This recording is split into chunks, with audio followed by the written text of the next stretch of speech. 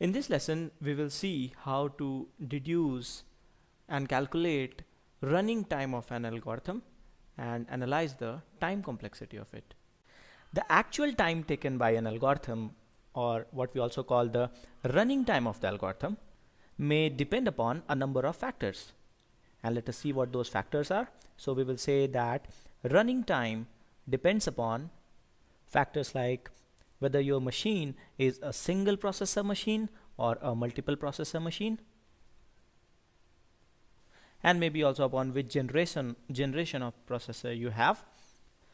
Running time also depends upon what is the read or write speed onto the memory of your machine. So we'll say that read or write speed to memory or disk, because your program may have or will surely have a lot of input output operations. Running time also depends upon whether your machine is a 32-bit architecture or a 64-bit architecture. And it may also depend upon a couple of other factors or aspects relating the configuration of your machine on which you are running the program. And last but not the least, it also depends upon what input you are giving to your program or your algorithm. Now, when we talk about time complexity analysis of an algorithm, we do not bother about all these factors.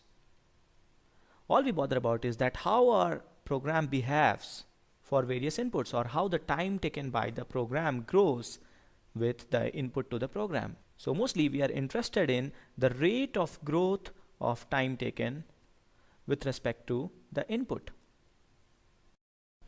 Now, how do we calculate an expression that gives us the rate of growth of time of an algorithm with respect to the input? To do so, we first define a model machine where we will execute our program. So let's say we define a hypothetical model machine with below characteristics. It is a single processor machine. The architecture of the machine is 32-bit.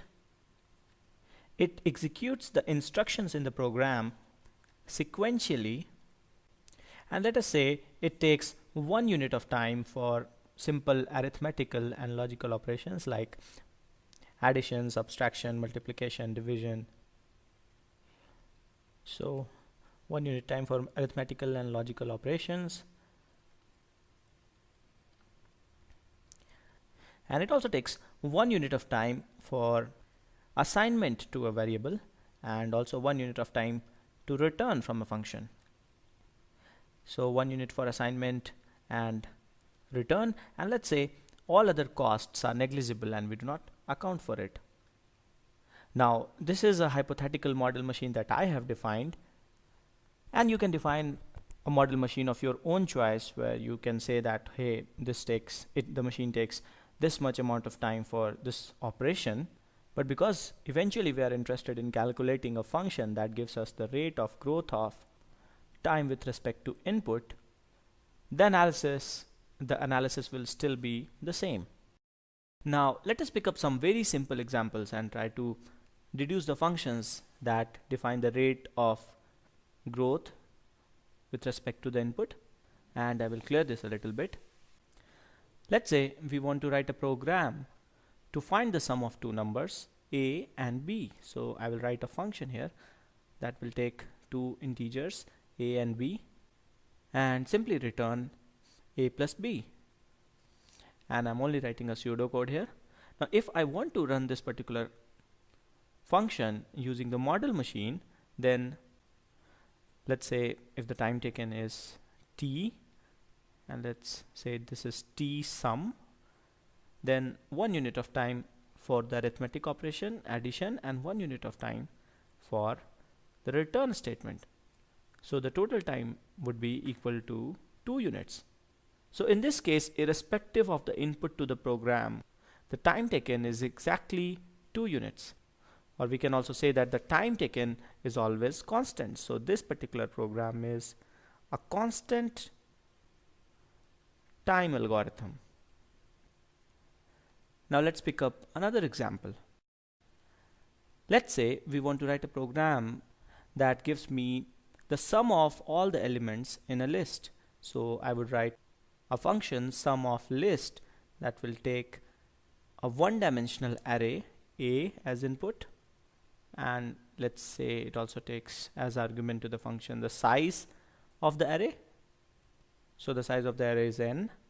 So in this case the program goes like, so we start with a variable total and we initialize it to 0, and then we run a loop and keep on adding the elements of the array into this particular variable, and finally return it after we come out of the loop.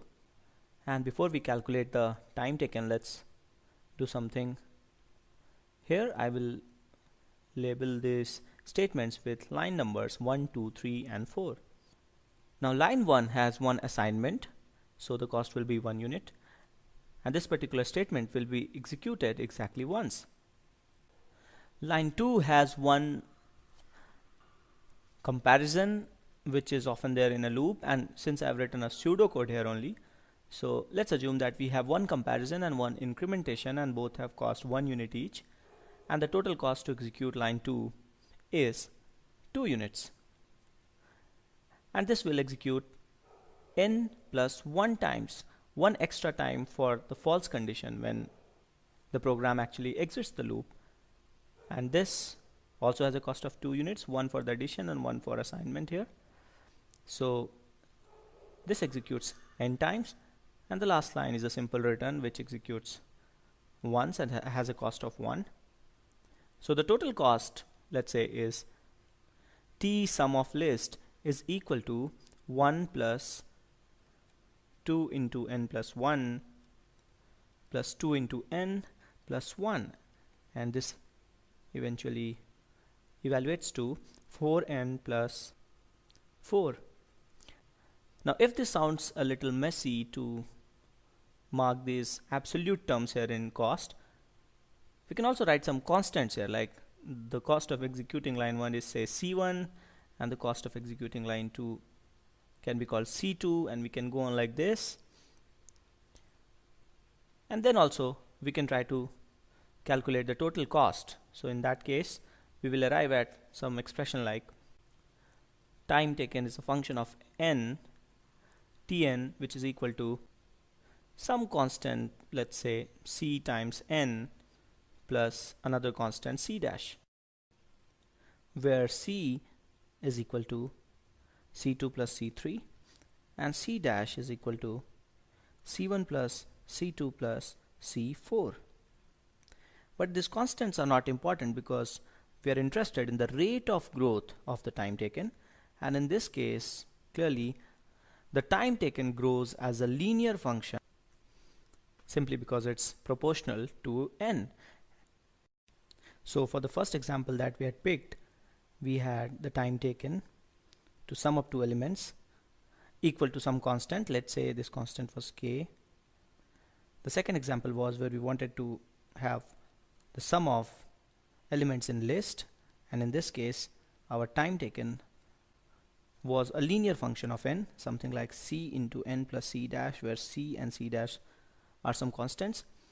If we want to print or calculate the sum of elements in a two-dimensional matrix of size n cross n, then if you try to deduce the time taken in that particular situation, the expression would be something like an square plus bn plus c, where a, b and c are some constants. So you will get some quadratic equation like this, quadratic function like this, and if we try to plot these three functions on this graph, then we get something like this. In fact, x-axis here is and should be input size, so we can call it, let's say, n. Clearly for higher values of n, the rate of growth of the quadratic function is a lot more than the rate of growth of the linear function.